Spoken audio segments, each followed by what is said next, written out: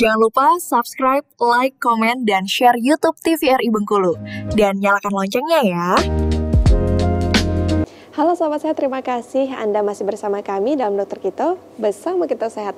Dengan tema kita kali ini pentingnya menjaga kesehatan jiwa bagi ibu hamil. Dan ini edukasinya bukan hanya bisa didengar oleh ibu hamil saja, tapi juga penting untuk lingkungan sekitarnya, seperti pendamping suami atau mungkin keluarga yang ada di dalam rumah itu. Karena berperan penting banget terhadap kesehatan jiwa si ibu hamil ini. Baik, kita langsung sambung saja. Boleh Dokter Wenti, silahkan. Jadi apa nih yang harus dilakukan nih kalau misalnya ada gejala-gejala atau timbul gejala tadi ya. Yang pertama adalah perhatikan kesehatan fisik ya. Fisik lalu mental ya. Kita bagi menjadi dua. Yang pertama perhatikan kesehatan fisik, tidur harus cukup ya. Kalau tidurnya kurang itu akan menyebabkan imunitas tubuh turun, kelelahan dan lain-lainnya ya. Batasi waktu menggunakan gadget. Nah, ini harus nih. Biasanya makan ada yang sampai jarinya sakit ya karena terlalu lama, terlalu sering memegang handphone ya. Ini harus ada batas waktunya. Kemudian aktivitas harus teratur supaya apa tadi? Supaya jadi lebih produktif ya.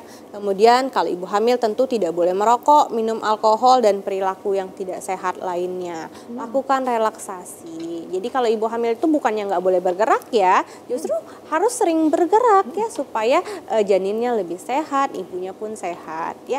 Contoh gerakannya apa? Bisa latihan yoga ya, yoga ibu hamil, senam-senam ibu hamil atau sekedar jogging bersama suami di pinggir pantai. Nah, itu kan relaksasinya dapat, olahraganya dapat, bondingnya pun dapat ya.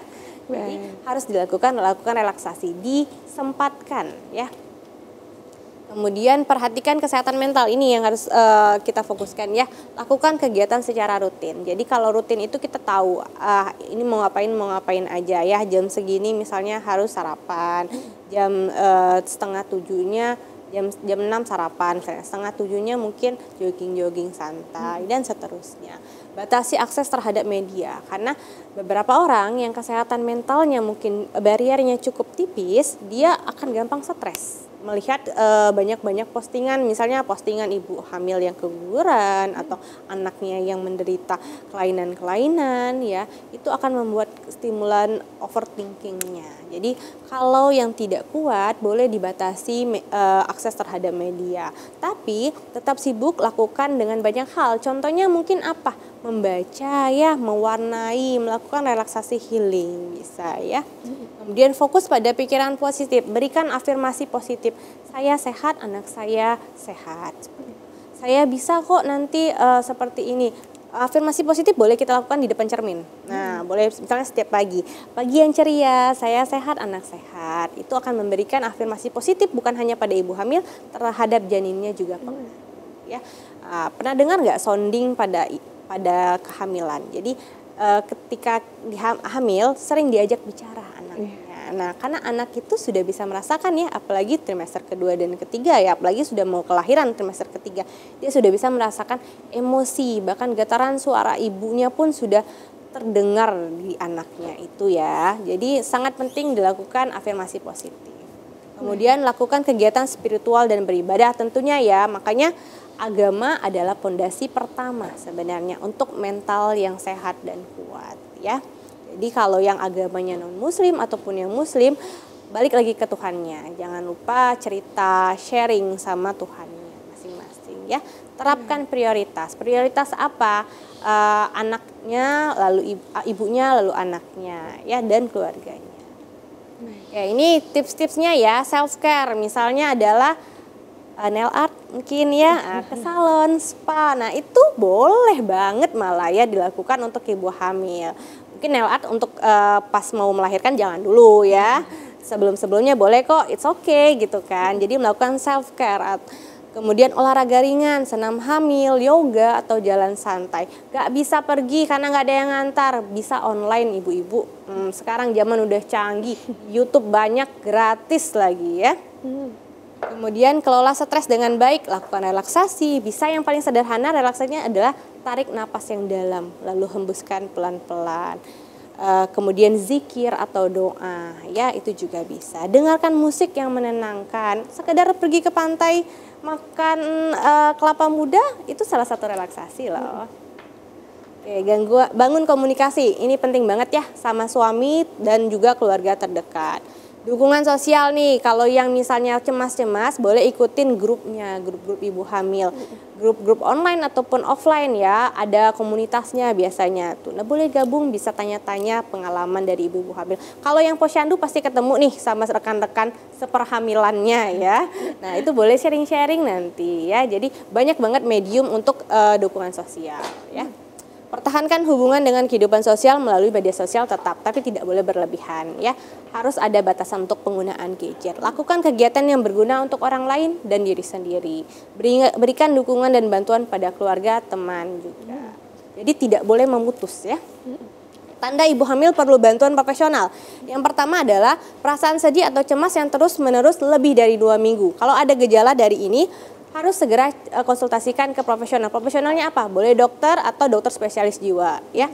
Paling dekatlah ke vaskes pertama dulu ya. Nah, hilang minat melakukan aktivitas sehari-hari, nggak mau ngapa-ngapain, maunya di kamar aja tidur, nggak mau kemana-mana. Nah, ini boleh diwanti-wanti ya. Sulit tidur meskipun tubuh lelah, merasa tidak berguna atau bersalah berlebihan, pikiran untuk menyakiti diri sendiri atau janin. Kalau ada satu aja gejala ini, boleh dikonsultasikan ke vaskes terdekat. Nah, akhirnya kesimpulan ya, jadi kesehatan mental adalah bagian penting dari kesehatan ibu hamil. Dengan menjaga pikiran tetap tenang, mendapat dukungan keluarga, dan menjalani perawatan kehamilan yang baik, ibu lebih siap menyambut kelahiran bayi yang sehat, bahagia, dan kuat. Wah, luar biasa. Terima kasih Dokter Wenti, terima kasih juga Dokter Junia. Tadi betul-betul bagaimana peran dari keluarga, terutama suami begitu ya. Ini sangat-sangat penting bagi ibu hamil, karena kalau dilihat yang hamil itu sebetulnya memang ibu, tapi yang harus bertanggung jawab itu juga keluarga, terutama suami tadi ya. Nah dok, masih ada waktu ini, Julia mau sedikit pertanyaan terakhir, mungkin boleh Dokter Junia. Tadi kan disampaikan bahwa memengaruhi juga pada saat hamil dan setelah hamil nih kesehatan jiwa, termasuk juga katanya nih dok, sebelum hamil pada saat belum ada bayi begitu ya, itu juga kecemasan dan juga gangguan mental itu memengaruhi untuk kemudian nanti si ibu ini bisa memiliki kehamilan. Itu memang betul ya dok ya berarti ya? Iya betul. Saat adanya gangguan kecemasan atau mental yang tidak stabil, itu biasanya baik dipengaruhi oleh hormonal atau kecemasan itu sendiri yang mempengaruhi hormonnya, sehingga sulit untuk terjadi kehamilan. Atau memang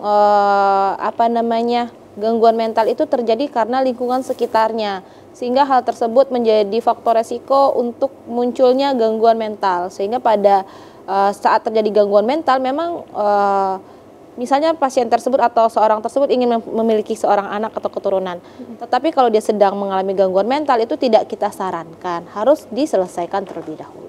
Baik, jadi itulah pentingnya kesehatan mental dari sebelum kehamilan, masa hamil, sampai setelah hamil ya dok ya. Betul. Baik, terima kasih Dokter Junia sudah hadir, terima kasih juga Dokter Wenti sudah hadir, sudah berbagi informasi dan edukasinya. Jangan bosan-bosan ke sini, datang-datang lagi besok ya. Nah pemirsa, itu tadi informasi dan juga edukasinya. Setelah kita menyimak sama-sama, akhirnya kita tahu ya bahwa peran penting kita sebagai keluarga ataupun lingkungan yang ada ibu hamil di rumah itu sangat-sangatlah penting untuk menjaga kesehatan jiwa bagi ibu hamil. Akhirnya pemirsa, saya Julia Hartanti mewakili seluruh kerabat kerja yang bertugas pamit undur diri. Sampai jumpa di Dokter Kita berikutnya. Tetap sehat dan semangat selalu.